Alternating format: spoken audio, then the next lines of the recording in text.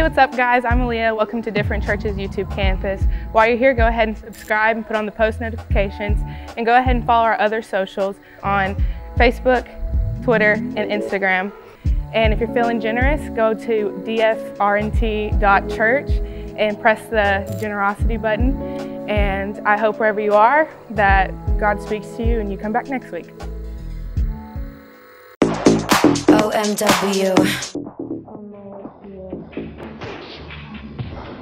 It's too much money, so I left. No one was subbing with me, so I left. My girl caught me peeking. It's tough being a fan. Switch up the point of view. The costs are too high, nobody is on our side, and situations get shady, so it's tough being a follower.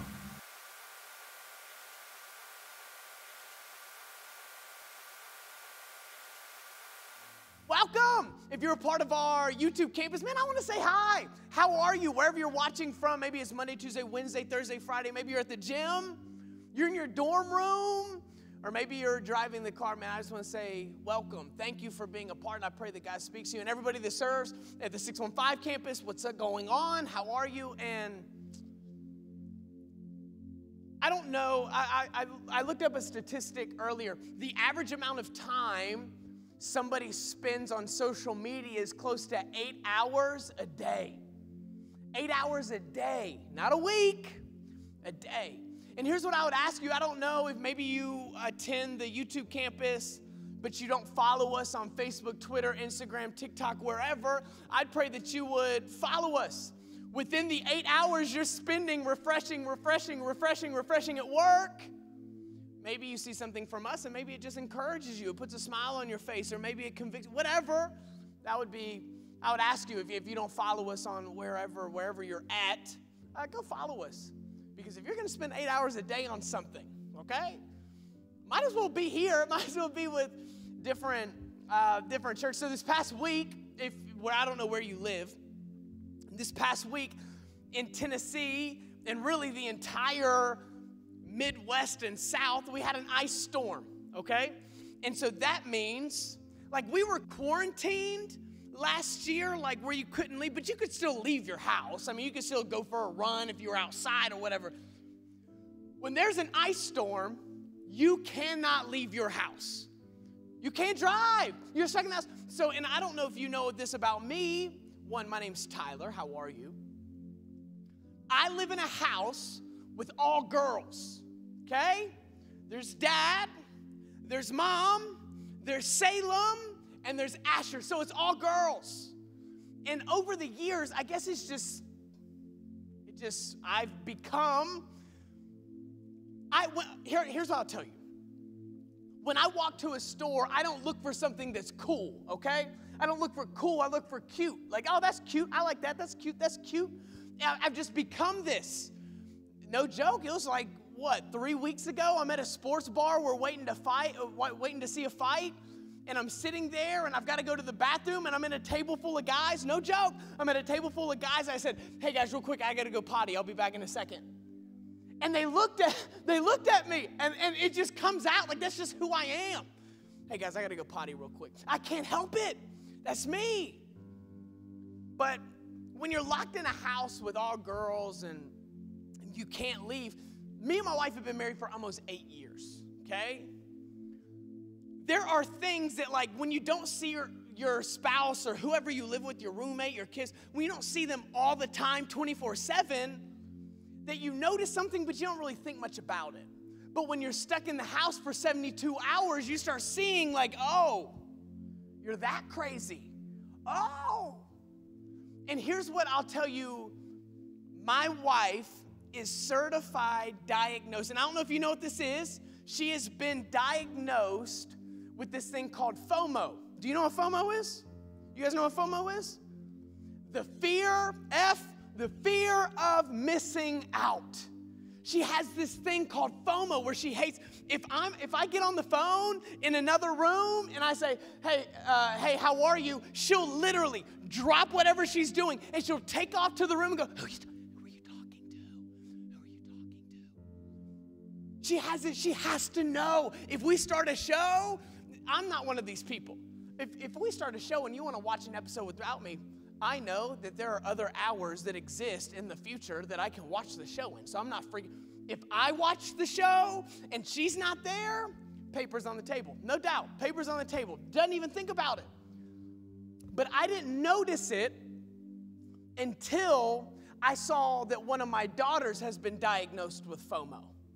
Salem is like me. Salem is more reserved, more chill. She doesn't, it would bum her out because she's a little girl, but she's not freaking out. My daughter Asher, though, she's got it. She's got FOMO, and it's bad. So we were watching a movie during our 72 hours of being stuck in the house, and we start a movie, and she's got to go potty. So she's like, guys, pause it. And I'm like, dude, just go. It's we haven't even started. Pause it. I'll miss something. And I'm like, Asher, dude, it's 36 seconds. Go pee and get back. But she has this really weird, she can't miss it. She's got to be a part. And if you know her, or if you've got a kid like this, she's got to be in everything. She'll do chores just to be a part of whatever I'm doing. She'll suffer just so she doesn't miss out. And this is the last part of our OnlyFans series as we talk about moving from a fan to a follower of Jesus. You know where I've never seen fans? Or you know where I always see fans? In the crowd. They're never missing out on anything. They're a part of everything. I've never seen a fan alone. I've never seen a lonely fan just standing here cheering by himself. They're always wherever the crowd is. Wherever everybody else is, because they don't want to miss out on the next move, the next play, the next thing. And as I was thinking, how often does our FOMO, how often does our fear of missing out keep us? Because there are going to be things, there are going to be people, there are going to be scenarios that you can't follow everyone into. Following Jesus will require you to step out of the crowd, step out of the line, to see something you've never seen before, to do something you've never seen before. But is there not this thing where it's like, but they're doing it. They're doing it. God, I love you. Jesus, I love you. But it's just the bar every Friday night. It's not that big of a deal. They make jokes about their wife. It's just a little thing. FOMO. We're scared of missing out. And Jesus says, there's a word. There's a Christian word. There's a churchy word. There's a biblical word. It's called holy. Holy. Holy literally means to set yourself apart, to stick out, to be separated from. And when you're holy, can I tell you, you will miss out on things? That's kind of scary. Because those are my friends, that's my family, that's my workplace. Look, there's a guy named Daniel. There's a book in the Bible named Daniel. If you have a Bible, turn there.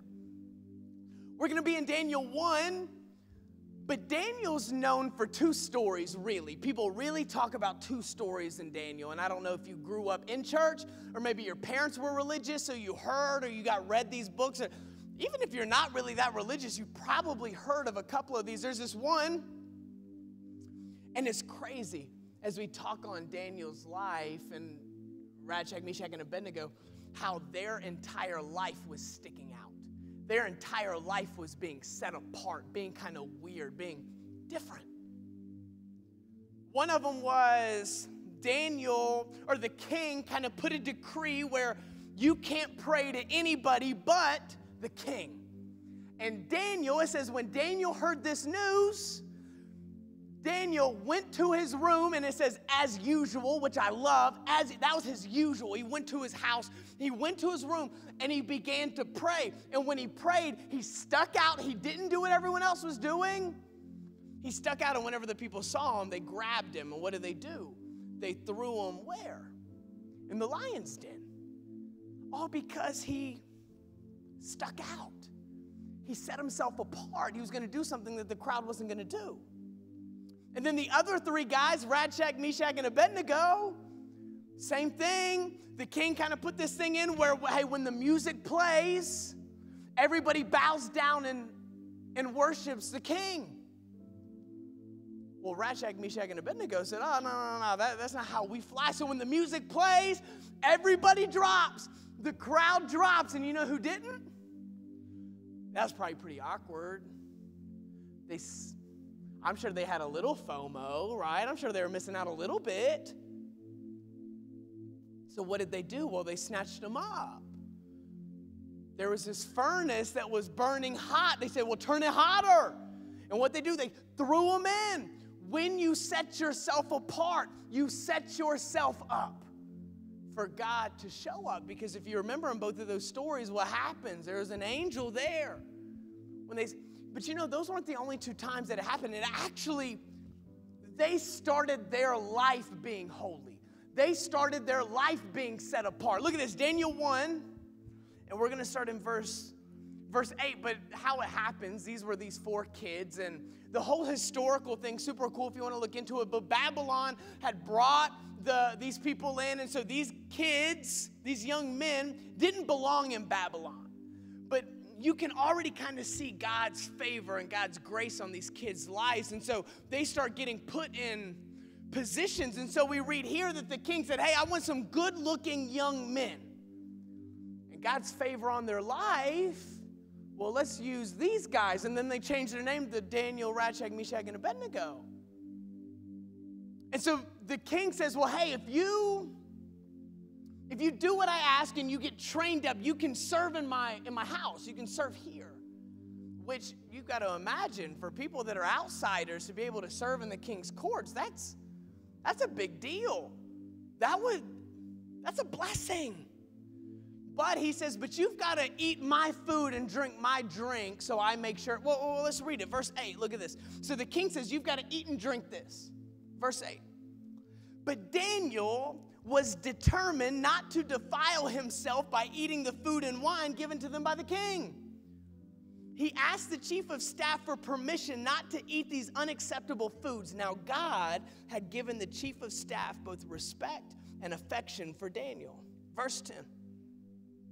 But he responded, I am afraid of the king who has ordered that you eat this food and wine. If you become pale and thin compared to the other youths your age, I'm afraid the king will have me beheaded. Daniel spoke with the attendant who had been appointed by the chief of staff to look after Daniel, Shadrach, Meshach, and Abednego. Verse 12.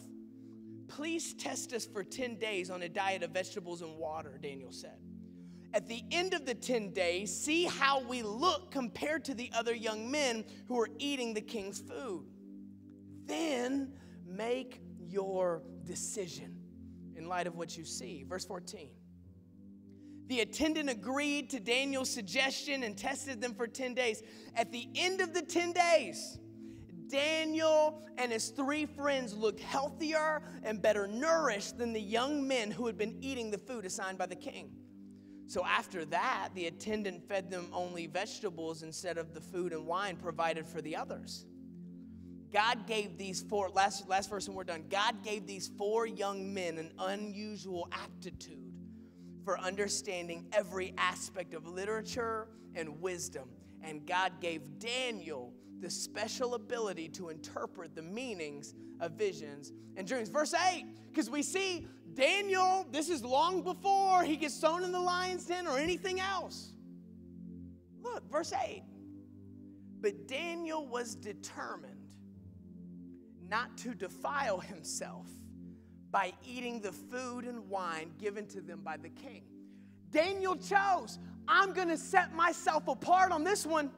Hey, and can I tell you, not everything given to you is good for you. Every blessing that comes your way may not be what you need. Every open door, every person you meet that you say, this is the one, it may not be it. Because you've got to think, these 4 kids, they've probably never eaten royal food. They probably never, I know what they're thinking. This is favor. This is blessing. But it goes against what God told them to do.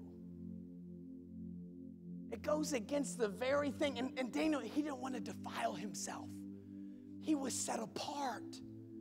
I get that you guys are doing this. I understand that. But hey, this is what God asked me to do. This is what God told me I'm not going to defile myself. And so oftentimes when we follow the crowd, when we follow what everyone's doing, anything that comes our way, not everything that's given to you is good for you. Because here's the deal, I don't want what everyone else is getting. I don't want the blessing everyone else is getting. I don't want the favor everybody else is giving. I want what God wants for me. And that requires me to step out from the crowd, stop being a fan, and I'm going to move over here. And look at what he says. But Daniel was determined not to defile himself by eating the food and wine. So here's what he does. He asked the chief of staff for permission not to eat these unacceptable foods. And look at this, verse 9. And we talk about this all the time, this thing called favor. This thing called favor. Verse 9. Now God had given the chief of staff both respect and affection for Daniel. Now God has given favor. Wherever you're walking, whatever you're doing, God's following you. As you step out from the crowd, God steps out with you and he says, hey, let's go. And look at this. This is, I think, what keeps us, that thing called FOMO. I think this is what keeps us in the crowd. Look. But he responded, I am afraid of my Lord the King, who has ordered you to eat this food and wine. And look at this. If you become pale and thin compared to the other youths your age. Look at this word, compared. If you become, I don't want you to not look like the crowd. You know what keeps us in the crowd? Comparison. You know what keeps me from missing out? Comparison. You ever heard that? What's that old phrase?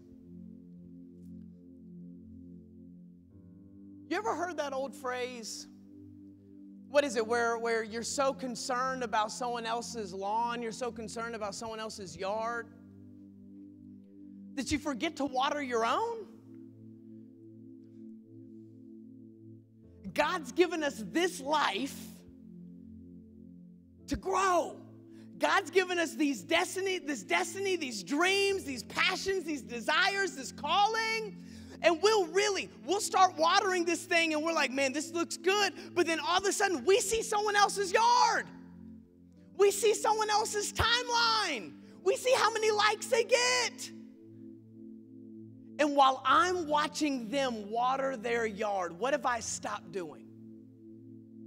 I am literally allowing my dreams, my passions, my desires to die, all because I'm looking at someone else's, when the whole time God's saying, no, I don't want you to water like them. I've given you exactly what you need. You start watering. But we get so wrapped up, we get so concerned with what someone else's yard looks like. And this guy in this scripture, he says, guys, I would love to let you do what God's asked you to do, but you're not going to look like everybody else. Their yards are going to look a lot better than yours. But I don't want to grow like them. I mean, I think God's called me for something different. I think he's called me for something crazy. And that requires me watering every single day. But we get so concerned and so wrapped up with everybody else. We compare ourselves 24/7. Ask me how I know. You know how many preachers that sound really good when they preach? They dress really nice, they're really cool and hip. It's just me. I can't get stuck there. God's called me to do something. God's called me to reach somebody. But I can't do that when I'm watching somebody else every single day. Comparison keeps you in the crowd. Well, I'm not going to leave because if I step out over there, then everyone's going to see me and then no. There's not, I'm telling you, and we'll see this word again. So what does he say? I'm afraid that the Lord, my King, who has ordered you to eat this food and wine, if you become pale and thin compared to the other youths, I'm afraid the king will have me beheaded. Makes sense, logical. Daniel, look at this. Verse 11. Daniel spoke with the attendant who had been appointed by the chief of staff to look after Daniel, Shadrach, Meshach, and Abednego. Look at this. Look at what he asked. Verse 12.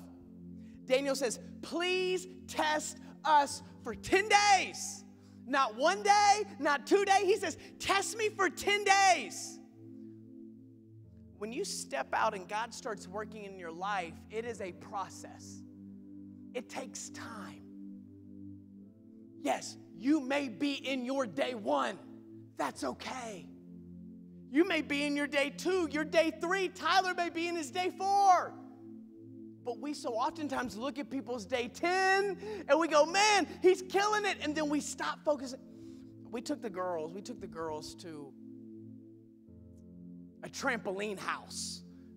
Asher, she's younger. She had never been to one. I don't know why we never went. We just never really took them. And we get there, and in every trampoline park, there's like a kid section where it's like, okay, I know that this is probably for the... Then there's this like section in the back where they have like these walls around the trampolines, and these guys are like bouncing on their backs and running up the wall and back flipping, running. It looks super cool.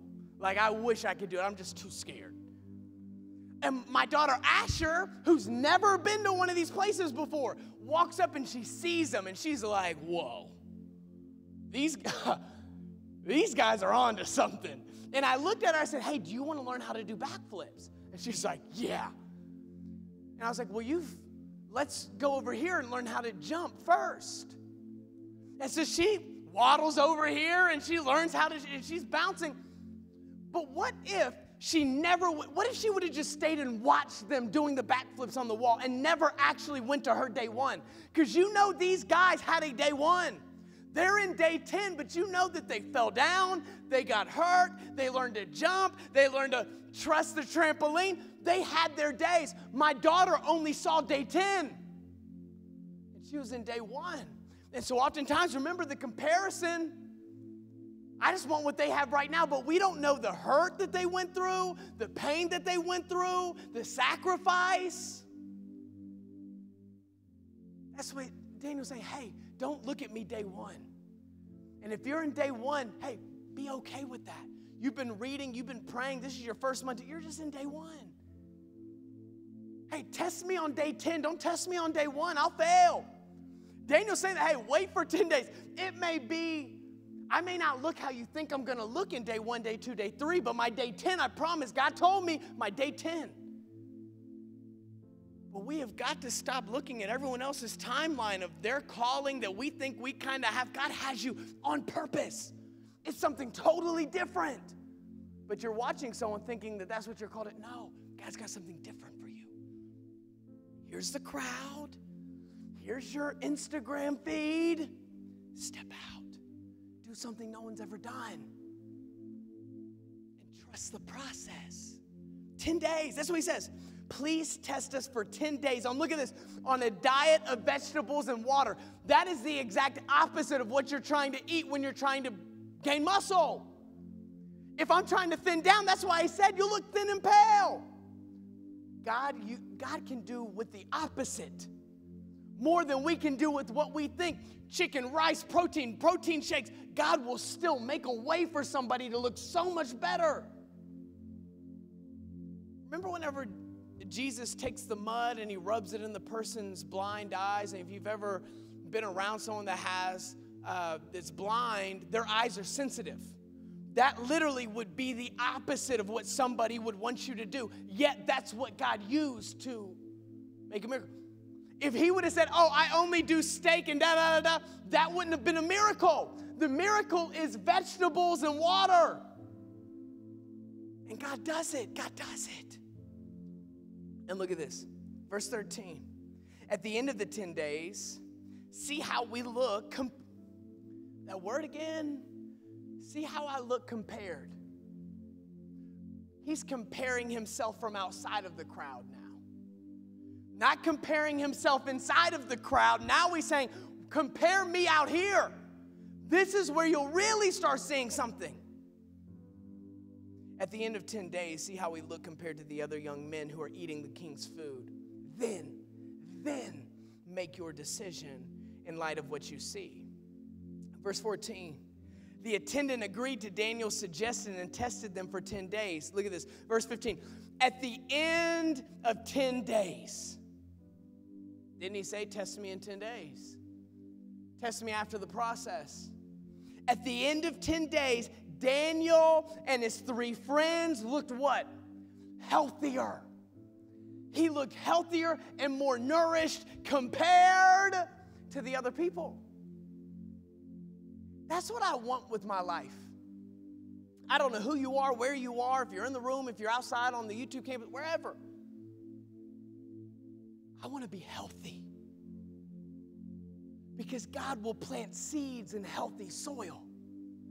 I want my life. I want to be set apart. I want to be holy. I think being healthy comes from being holy. As you set yourself apart, as you say, I'm not going to talk like that. I'm not going to do this. I'm not going to look at that. I'm not going to say these types of things. I'm not going to go there. As you begin to set yourself apart from the crowd, God begins to breed something healthy inside of you. That's what I want. I want my marriage to be so healthy. But I know there are some things I can't do. There are some things I can't say. There are some people I can't be around. Because I want my marriage to be healthy. I want my parenting to be healthy. I want my leadership to be healthy. But that comes from being holy. And some people are scared to talk about being holy. Set yourself apart. Right? If I want to be healthy, pizza is not the route. Cheeseburgers are not the route. But hey, isn't it crazy how I go up probably almost every day saying I'm going to eat salad today. I can't remember the last salad I had. Because when I get there and someone else orders, I can't miss out on that. What? You're getting that from there? Yeah, same. 2. When you set yourself apart, you become holy. And when you become holy, that's when this healthy begins to thrive. And look what happens. And this is my favorite part, and we're done. At the end of the 10 days, Daniel and his 3 friends looked healthier and better nourished than the other young men who had been eating the food assigned by the king. Remember, the good food. Last verse, verse 16. So after that, after they saw what God did, so after that, the attendant fed them all only vegetables instead of the food and wine the king gave to everybody. Not only did Daniel, Shadrach, Meshach, and Abednego look healthier, they became the standard. They set the standard for what the crowd did. Listen, I don't think you're catching. Now the crowd has to come over here. That's why we do it. That's why, and this is just Tyler talking right now.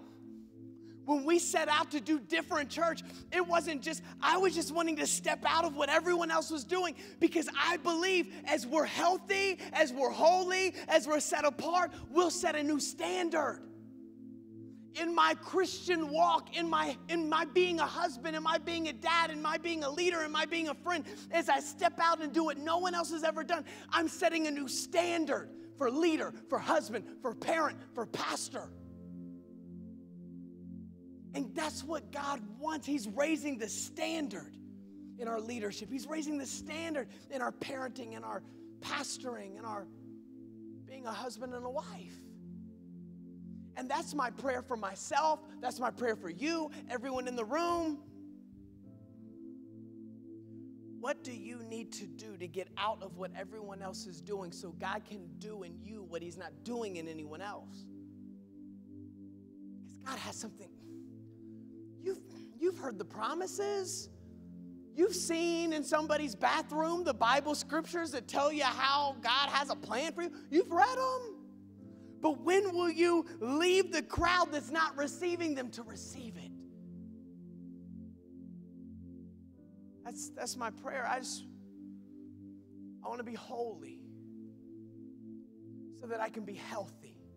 And then when I can be healthy, I want to set a new standard to change this world. These guys, we're still talking about them. We're not talking about the other guys. I don't know how many are in the room with them that were eating steak and wine. We're not talking about them. We're talking about Daniel, Shadrach, Meshach, and Abednego. So that's my prayer wherever you are, whoever you are, in the room, on the YouTube campus, man. And maybe it's just you have a fear of missing out. You've been with the same friend group your entire life, and it would be weird if you left it. Or maybe you've just been so concerned with someone else, man, you creep on somebody all the time. You get their notifications, not because you're a good friend of theirs, but because you just want to creep on them. You just want to know what they're doing. They're on a vacation again. And you're just constantly comparing and comparing and comparing. And the whole time, you're just wasting away in your bed watching The Office 24/7. And you're not taking advantage of what God has for you.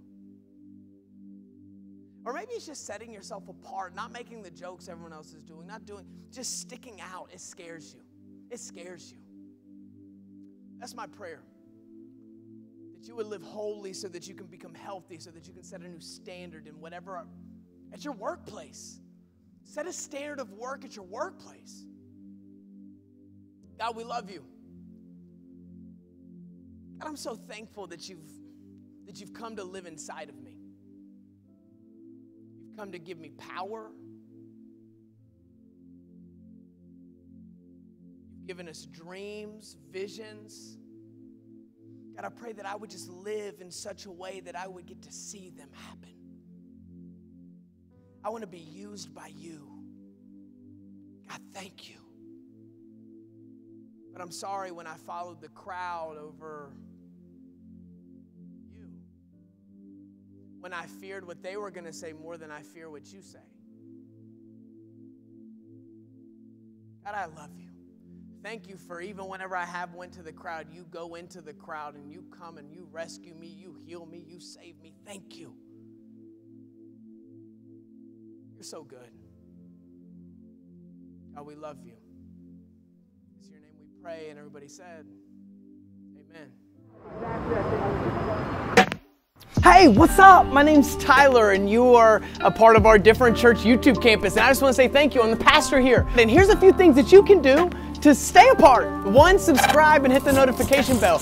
Be alerted anytime something drops or releases. We want you to be a part. We want you to be encouraged and inspired and figure out what your different is. But maybe you want to tell your auntie, your uncle, your cousin, whoever. Maybe you want to send that. Just share it. Because what I've learned in ministry, people will open a link to a church long before they ever open the door to a church. And maybe you're on Instagram or Facebook or Twitter. Follow us, Different Church Nashville. Be a part. See what we're doing every single day. And maybe, last but not least, you're an OG. You're a real one. You really want to get plugged in. All you got to do is go to different.church. That's DFRNT.church. Find out more about us, the church, how to give, how to be a part, all of that. But I love you, and I will see you next video.